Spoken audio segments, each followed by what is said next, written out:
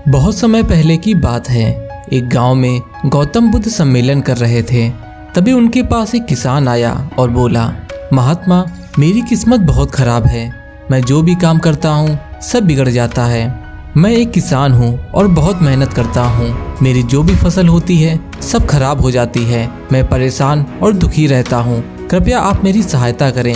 इस पर बुद्ध मुस्कुराए और बोले कि तुम्हारी किस्मत तो बहुत अच्छी है कि तुम्हारे पास सब कुछ है। तुम्हारे पास एक स्वस्थ शरीर है जिसके सभी अंग काम करते हैं और खेती करने के लिए जमीन भी है। फिर तुम्हारे पास किस चीज की कमी है? यह सुनकर किसान बोला, यह सब तो सभी के पास होता है।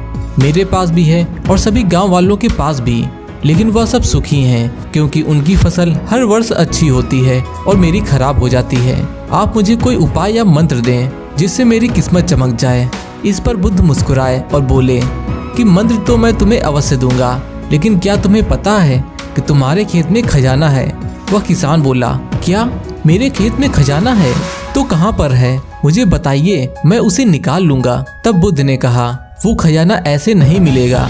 इसके लिए मैं जैसा जैसा कहूँगा तुम्हें वैसा वैसा ही करना होगा, फिर वो खजाना तुम्हें अवश्य ही मिल जाएगा। किसान ने कहा, मुझे क्या करना होगा? तब बुद्ध ने कहा कि अपने खेत की मिट्टी एक टोकरी में भरकर मेरे पास लाओ। इतना सुनते ही वह किसान भागा भागा गया और अपने खेत की मिट्टी एक टोकरी में भरकर ले आया।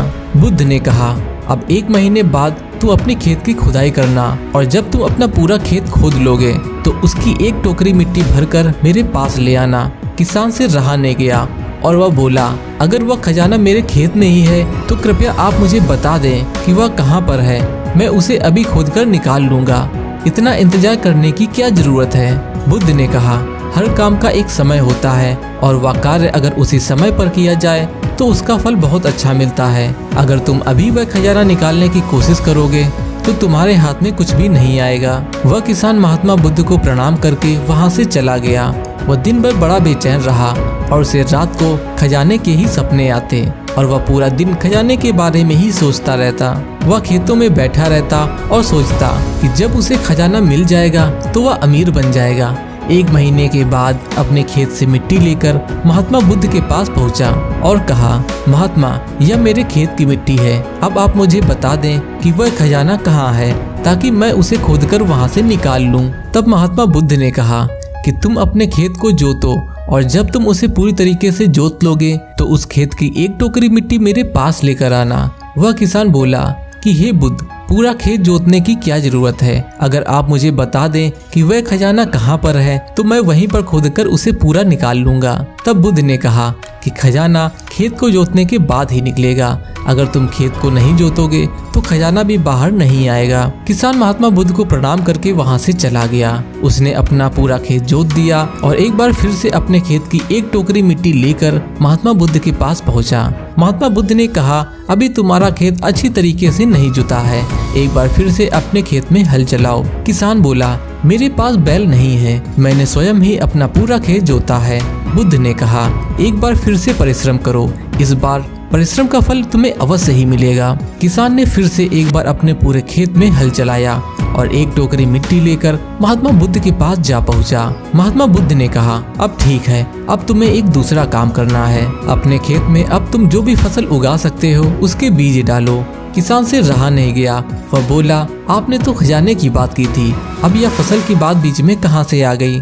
बुद्ध ने कहा, अगर तुम्हें खजाना चाहिए तो तुम्हें मिट्टी में बीज डालना ही होगा। किसान बेचारा करता भी क्या, उसने बोला, ठीक है, आप जैसा कहें मैं वैसा ही करूँगा, लेकिन अगर मैं इस समय बीज लेने जाऊँगा तो अब मुझे बहुत महंगे पड़ेंगे और मेरे पास इतना धन नहीं है। अगर मैं कुछ समय बाद जाऊँगा तो मुझे वही बीज सस्ते मिल जाएंगे। बुद्ध ने कहा, हर कार्य का एक समय होता है, अगर वह कार्य उसी समय पर नहीं किया जाए तो उसका संपूर्ण फल भी प्राप्त नहीं होता है। कम बीज ही लेकर आओ, लेकिन वह बीज आज के आज ही लेकर आओ। अपने खेत में उन बीजों को डालो। वह किसान महात्मा बुद्ध की बात को मानकर बीज लेने के लिए चला गया और बीज लेकर उसने उन्हें अपने खेतों में डाल दिए। वह वापस महात्मा बुद्ध के पास पहुंचा और बोला कि आपने जैसा बोला था मैंने बीज लेकर अपने खेतों में डाल दिए हैं। अब आप मुझे बता दें कि वह खजाना कहाँ है ताकि मैं उसे निकाल सकूं।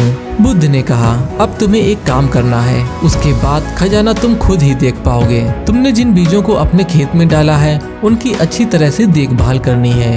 उन्हें सींचना है और उन्हें कोई तकलीफ ना हो, वो स्वस्थ रहें और उन्हें कोई कीड़ा भी ना लग पाए। अगर तुम ऐसा करने में सफल नहीं हुए तो तुम्हें कोई भी खजाना नहीं मिलेगा, और अगर तुम ऐसा करने में सफल हो गए तो वह खजाना तुम्हें अवश्य ही दिखाई देने लगेगा। तुम्हें मेरे पास आने की भी कोई आवश्यकता नहीं पड़ेगी। किसान ने महात्मा बुद्ध का धन्यवाद किया और अपने खेतों की तरफ चला गया। उसने अपने खेत पर अच्छे से ध्यान दिया और उसे सपने में सिर्फ खजाना ही दिखाई देता। वह सोचता कि जब यह फसल पूर्ण रूप से परिपक्व हो जाएगी तो उसे खजाना भी मिल जाएगा। और वह दिन भी अब आ ही गया था जब उसकी फसल उसके खेतों में लहलहा रही थी और उसे महात्मा बुद्ध की कही हुई हर एक बात याद आ रही थी। बुद्ध ने कहा था कि तुम्हें तुम्हारा खजाना मिल ही जाएगा। वह महात्मा बुद्ध की हर एक बात को याद कर रहा था और उसकी आंखों से आंसू आ रहे थे।